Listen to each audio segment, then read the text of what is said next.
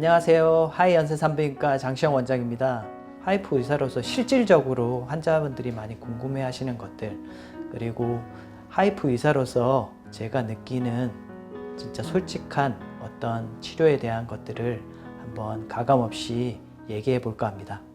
첫 번째 질문 드릴게요. 하이프 100% 완치되는 건 아니라는 말이 있던데 이 부분에 대해서 설명 부탁드릴게요.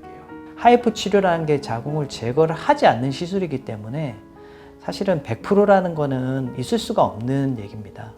단 우리가 시술을 하는 이유는 90% 이상 괴사를 시키면은 증상이 경감이 되고 그 이후에 폐경이 될 때까지 그게 유지가 된다면은 수술한 것 같은 효과를 낼 수가 있다는 거죠. 그렇기 때문에 하이프 치료함에 있어서 제일 중요한 거는 괴사 부위가 넓으면 넓을수록 사실은 치료 효과가 좋다고 생각할 수 있고요. 그리고 시간이 좀 더 들더라도 최대한 많은 부분을 태울수록 치료 효과가 좋고 재발 가능성은 떨어진다고 생각하시면 될 것 같습니다. 그러면은 한 번에 너무 직광해서 좀 시술을 많이 하게 되면은 몸에 무리가 가지 않을까요? 그거는 치료하는 어떤 의사 선생님의 어떤 판단에 제일 중요하겠죠. 일단은 치료를 했을 때 치료 효과가 굉장히 좋을 것 같으면은 뭐 2시간이 됐든 2시간 반이 됐건 충분히 할 수 있고, 보통은 환자분들이 치료할 때 몸에 무리가 간다, 너무 힘들다, 그런 걸 호소할 때는 그 상황에 맞춰서 치료 스케줄이라든지 그거는 조절하는 게 좋을 것 같습니다. 그럼 어떤 환자 개인별 컨디션 이런 것들을 선생님과 조율을 해가지고 그 환자에 적합한 치료를 한다는 게 중요한 거거든요. 그렇죠. 그래서 하이프 치료의 장점이 뭐냐면은 이렇게 마취가 안 된 상황에서 하기 때문에 컨디션이라든지 환자의 상태, 그리고 환자가 느끼는 통증의 정도, 그러한 구체적인 증상들을 그때그때 소통하면서 얘기할 수 있기 때문에 안전한 방식이라고 생각을 할 수가 있어요. 또 한 가지는 어떤 치료를 하고 나서 체중 관리라든지 규칙적인 운동이라든지 자궁의 건강에 도움이 되는 그런 행동을 수반을 했을 때 재발률은 떨어지게 되겠죠. 치료도 치료지만은 추후에 관리가 굉장히 중요하고 주기적으로 체크를 하면서 재발 여부를 확인하는 게 제일 중요할 것 같습니다. 하이프 부작용 어떤 게 있어요? 제일 대표적인 게 이제 피부 화상, 두 번째는 이제 신경 마비나 저림, 세 번째는 제일 큰 게 이제 장천공. 그 정도가 제일 메이저 합병증이라고 보시면 됩니다. 그 화상은 좀 이렇게 열을 한 부분에 잘못 많이 가해서 생기는 건가요? 피부 화상은 대체로 이제 피하 지방이 두껍거나 흡입술 같은 걸 하시잖아요. 그러면 이제 상처가 생길 수가 있기 때문에 그 상처 부위를 초음파가 통과할 때 초음파를 잡아먹는 역할을 합니다. 그래서 열이 발생을 해서 화상을 입을 수가 있습니다. 그럼 신경마비랑 저림은 어떻게 생기는 걸까요?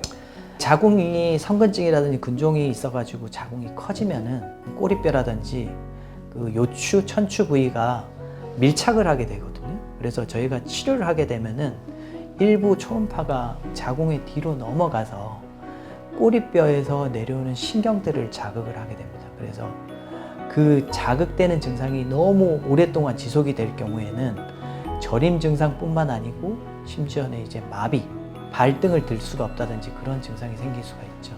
그래서 이 자극이 되는지 안 되는지를 확인을 해야 되는 거죠. 수면 마취를 안 하는 것도 이런 측면일 수 있겠네요. 그렇죠. 수면 마취를 안 하는 이유가 소위 말해서 마비가 되기 전에 저림 증상이 생기기 때문에, 그런 저림 증상이 생기면은 치료 부위를 바로 바꿔서 또는 치료 깊이를 바로 바꿔서 치료를 할 수가 있기 때문에 증상이 경감이 되고 안전한 방식이라고 생각을 할 수가 있어요. 그러면은 장천공 같은 경우는 어떻게 되는 걸까요? 장천공은 사실은 굉장히 흔하지 않고 굉장히 드물어요. 하이프를 했을 때도. 그렇지만은 워낙 치명적인 합병증이기 때문에 제일 조심할 수밖에 없죠. 일단은 유착 여부. 왜냐하면 유착이 왜 생기냐면은 뭐 염증이 심하다든지 제왕절개 여러 번, 자궁 절제술을 했다든지 그런 것들 때문에 이제 장들이 이제 자궁에 유착을 생기는데, 그런 자궁 유착이 있는 부위에 심하게 에너지를 쏘아대면은 장이 뚫릴 수가 있죠. 수술이 들어가기 전에 환자 개인의 병력을 파악하는 게 되게 중요한 것 같고요. 그리고 시술하면서도 원론을 벗어나지 않으면서 최대한 시술을 가할 수 있는 만큼 가하는 게 중요한 것 같아요. 그러면 환자분들 중에 그런 분들도 많으실 것 같아요. 침습적인 치료가 무서워가지고 하이프를 선택해서 오시는 분들. 굉장히 많죠, 사실은. 특히 자궁 관련된 수술은 어떤 다른 수술보다 조금 피가 많이 날 수가 있거든요. 심지어는 이제 이런 분들이 이제 빈혈도 심해서 수술하기 전에 이제 수혈을 받고 수술을 하는 경우도 있거든요. 그 하이프랑 수술의 장단점이 극명하게 나타나는 거는 회복 기간이에요, 회복 기간. 금요일 뭐 이렇게 시간 내서 월요일 출퇴근 충분히 가능한 시술입니다. 그렇지만은 수술 같은 경우는 전신 마취를 해야 되고 입원 기간도 3박 4일 이상, 그리고 회복 때까지 거의 뭐 경우에 따라서는 한 달에서 한 2달 가까이 소요가 되거든요. 엄청난 차이가 있죠. 이렇듯 하이프는 어떤 수술, 그러니까 상처가 없이 할 수 있고 전신 마취를 하지 않아도 되고 자궁을 드러내지 않아도 되고 빈혈이 심해도 수혈을 하지 않고도 치료할 수 있는 장점이 있습니다.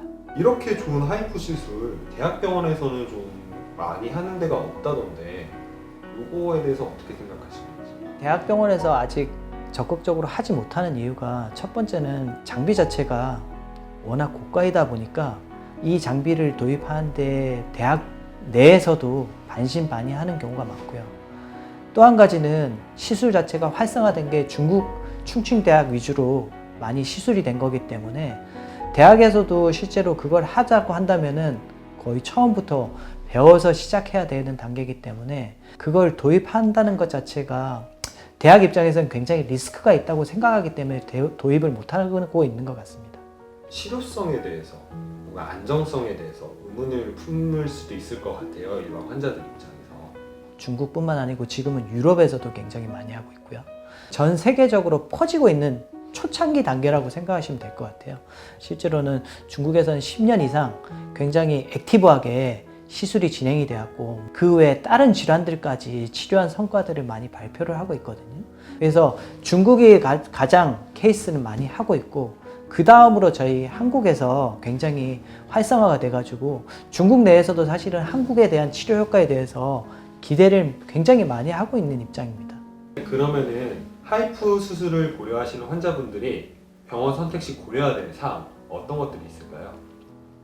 일단은 요즘 하이프를 시술하는 의원들이 굉장히 광고를 굉장히 많이 하고 있고 환자분들이 거의 그쪽으로 쏠림 현상이 굉장히 심하더라고요.